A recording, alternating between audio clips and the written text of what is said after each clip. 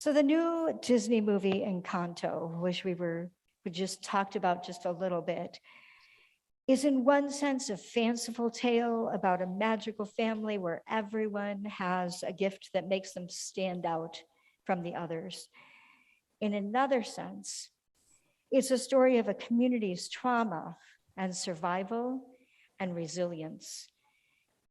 The Colombian people have been through a lot, and the fact that they are alive at all is a miracle in itself. They survived because of the family madrigal led by Abuela, who brought them to a place of safety and created a beautiful house and community protected by magic. Everyone in the family madrigal has a special gift to contribute to keep that community going. And when each child reaches a certain age, they are given a magical doorknob that opens the door to their own unique gift. Strength, beauty, creativity, healing, transformation. All of the madrigals have a gift, except, it seems, for Mirabel. When she tries to use her doorknob, the magic appears to fail for the very first time. Mirabel, everyone says, does not have a gift. And while Mirabel's parents support and encourage her, Abuela and some of her siblings continually remind her that she really doesn't have anything to share. And her best contribution to the family is to stay out of the way. In our second reading today, Paul is writing to the people of the way, followers of Jesus who are trying to figure out who belongs, how to live together, and most of all, what it means to be a follower of Christ. They are, Paul sees, discussing these things among themselves, and as often happens in this new community, they have begun to argue about who is worthy to belong and who has the most value. In the process, some among them attempt to rank the gifts of those in community, lifting up those who have more valuable gifts.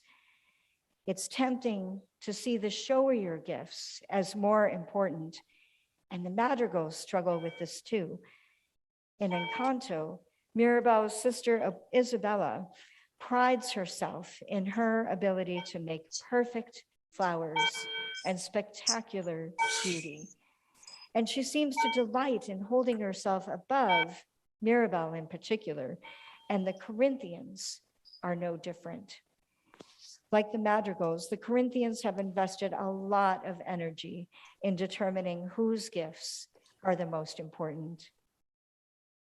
As Paul watches the growing community in Corinth, he realizes that they have missed the point, and he seeks to help them understand who they are. In today's reading, Paul writes that there are many gifts among the Corinthians, and all are important. All of the gifts the Corinthians have, that we have, come from God. There are no right or wrong or better or worse gifts, Paul tells us, because they all have unique value. In Encanto, no two madrigals have the same gift, and everyone is overjoyed to watch as young Antonio Madrigal opens his door to discover that he can talk to animals. It's interesting to note that there are several lists of spiritual gifts in Paul's letters and other places in the scriptures, and each list is different.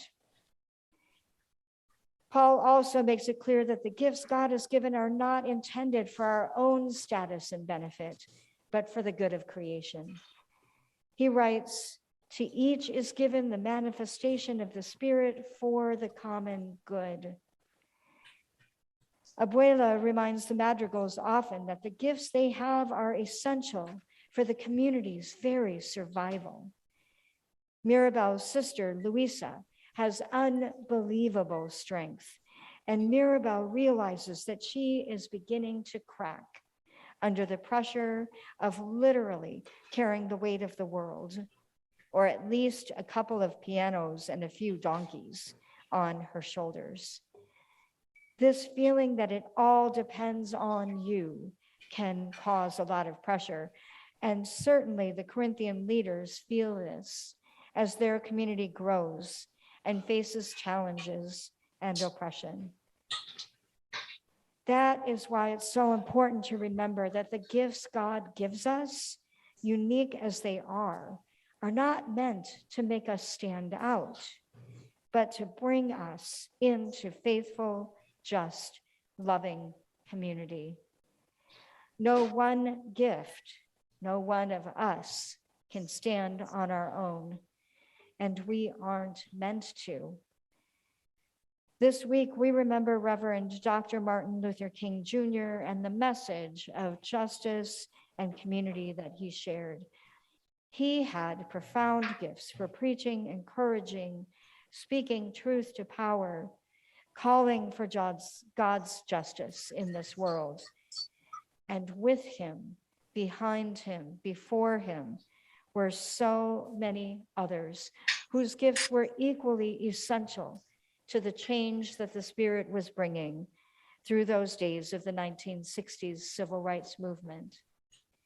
And the Spirit continues to work through the gifts of those seeking God's mercy, justice, and healing in our still broken world. We often think of Reverend Dr. King as a hero whose words inspired thousands across the country, and that is certainly true, but not everyone saw it that way at the time. He wrote some of his most profound words from a jail cell after being arrested, and called in those around him who wished that the truths he spoke about racism, classism, and economic injustices were not so hard to swallow. Reverend Dr. Martin Luther King Jr.'s gifts were actually seen as threats to those in power, to the point that he had an FBI file and was ultimately assassinated. Truth be told, we generally still prefer the easier truths, spoken in soft, gentle words and tones, to the clearer prophetic voices that reveal the broken places and pain we would rather not face. Paul in his letter makes it clear that all gifts, not just those that feel convenient or easy, are given by God for the good of the community. Like those challenged by Reverend Dr. King's truths, the Madrigals have their struggle with this too. Mirabel and her family notice that there are cracks in their house. The magic seems to be faltering, and it gets so bad they can't ignore it any longer, although Abuela certainly tries. As Mirabel figures out what is causing the problem and finds a solution, she uncovers secrets about her uncle, Bruno, discovering that he hid away after his gift for prophecy seemed to predict the very destruction they are now facing. Bruno's inconvenient gift, perceived as a threat, was locked away for years.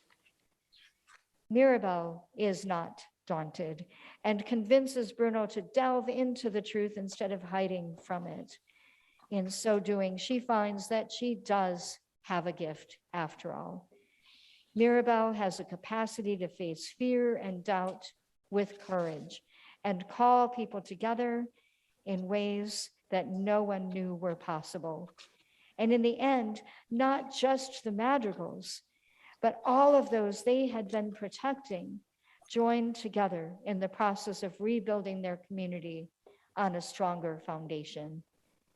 In a new way, because of Mirabel, Abuela learns that everyone's gifts have value, and all of the Madrigals learn just how important community is.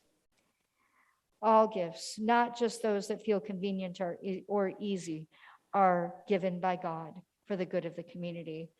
Just because we don't recognize or understand a gift doesn't mean that it's not essential.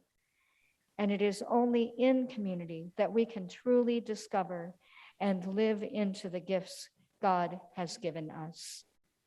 Paul says over and over that the gifts of the whole community are necessary for its well-being.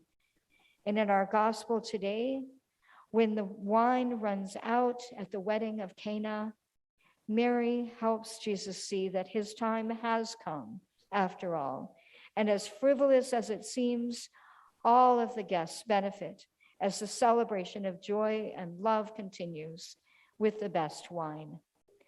Our community can help us see the gifts we have when we may not yet see them for ourselves.